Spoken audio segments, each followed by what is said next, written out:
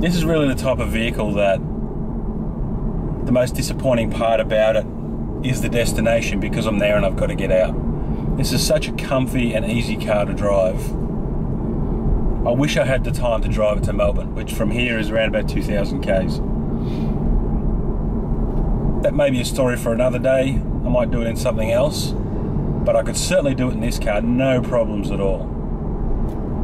Now, economy wise, I got 8.5 litres per 100 k's on this particular trip down the highway, but realistically you're probably looking around about sort of 10 if you're doing regular highway trips plus a little bit of fighting around town. If you're just doing town stuff, you're probably looking closer to 14 up to, you know, sort of 16, 17, depending on how you drive it.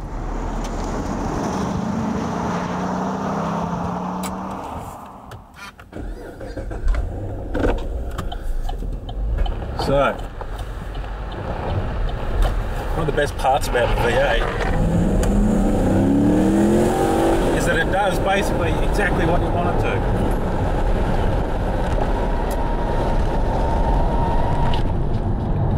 Whether that's make a racket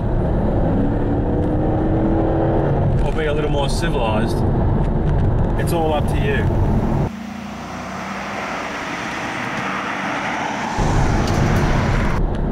And if you ever ask too much of it, well, good luck to you, because you're asking a lot.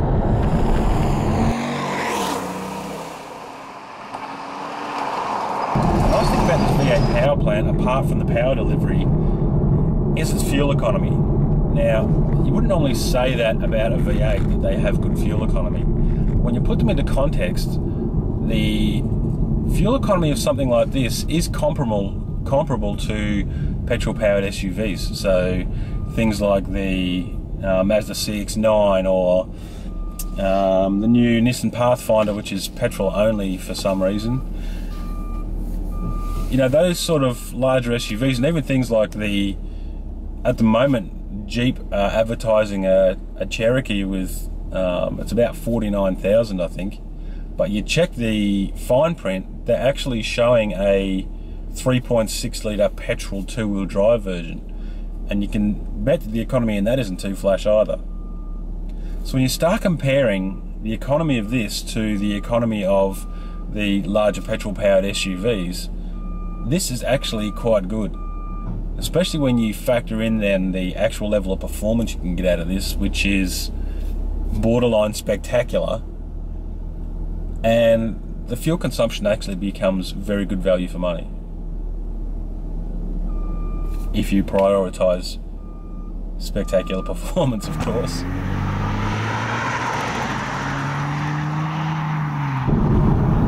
Now, aside from that spectacular performance, you don't always have to drive it like a performance car. And that's the beauty of having things like a wagon, because it's not a one-trick pony. It actually has several tricks, and I like all of them.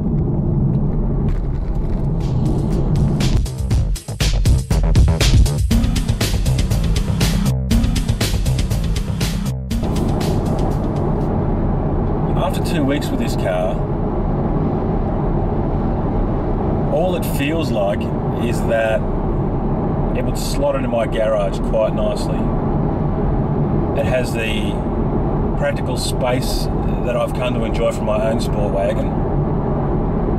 It has handling over and above the level that I've come to enjoy my Sportwagon. It looks great. This blue is a beautiful colour. It doesn't matter whether it's in sun or shade.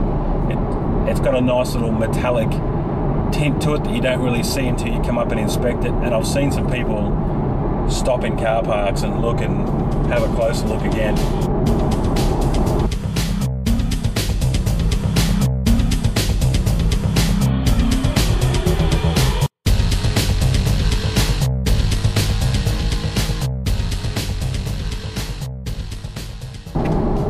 The back end, as far as practicality goes, I didn't really like the design when it first came out, that the tailgate opens up so far forward of the roof line,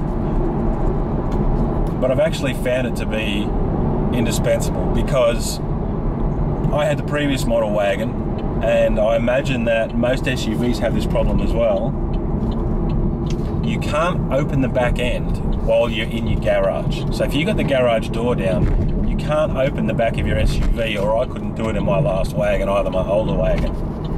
But this shape, doesn't matter if your garage is open or closed, you've still got enough room in a standard 6 metre long garage to actually open the tailgate. And that's a pretty handy piece of practicality, particularly when you have kids, or you have a 3-year-old like mine who, when he sees the garage door open, sees it as a sign of an opportunity to escape, and he's off down the street.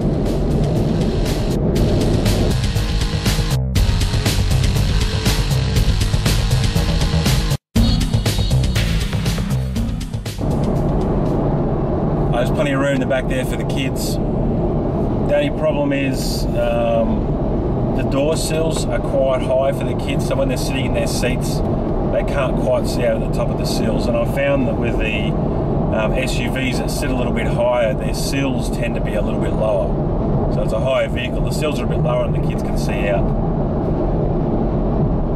I don't know whether that's really a problem for you, but I guess just take your kids, sit them in the seat and see how they go. Now, if you've got bigger kids, then they will appreciate the space in the back. You don't have a bunch of gangly teenagers with their long legs trying to fit in the back of a compact car, or even a normal size SUV. It can get a bit crowded, but the back seat space in there is quite massive.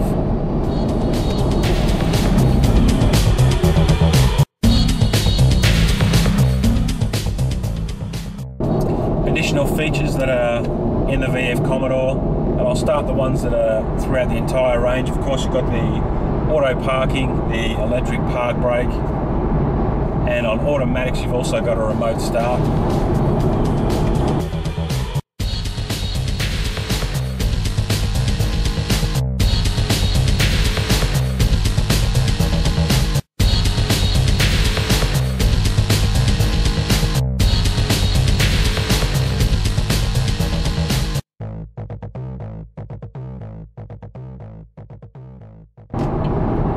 Now, optional on the lower models like the Evokes is something that I find quite handy, and that's the blind spot warning that's on the mirrors, so a little light will come on when there's somebody in your blind spot whenever you go to change lanes. And also reverse, well, front and rear park assist are standard on all models, and so is the reversing camera. And you also get cross traffic alert. So when you're actually reversing out of a parking spot, it will give you a warning. An arrow will come up on either side of the reversing camera screen, and of course an alarm will go off, because alarms go off for everything. An alarm will go off to tell you that there is some traffic coming behind you, which you can't see sometimes in parking spots. So that's also a very handy function.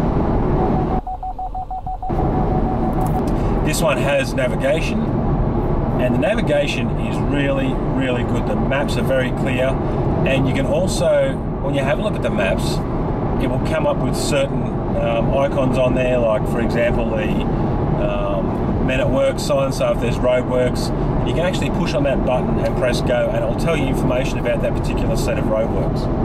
You can also do that for, and I found this out locally, it has my local pizza shop on there, so it'll have a sign with a picture of a burger, which is kind of ironic for a pizza shop, but anyway.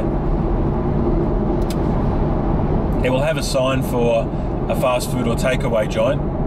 You touch that icon and hit go, and it will give you information about that pizza shop. It'll give you the phone number, and you can just dial that phone number straight from the map through your phone and order pizza there. So that's a very easy, very useful function.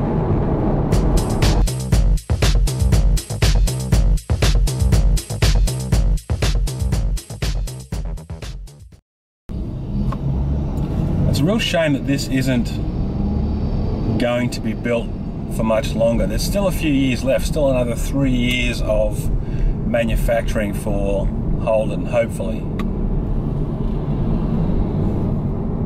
But really, I think this is exactly the right type of export product to show the rest of the world what we can do, what Australia can do, because, you know, I mean, it's certainly a little bit of a traditional body shape and a body style, but I mean, it's got a bit of Aussie larrikin about it, it's got a bit of Lionel Rose, I can box your ears in about it, but it's also got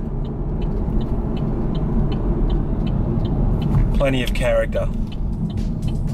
That's not something that you can say often about commercial products. It's got its own type of flavour.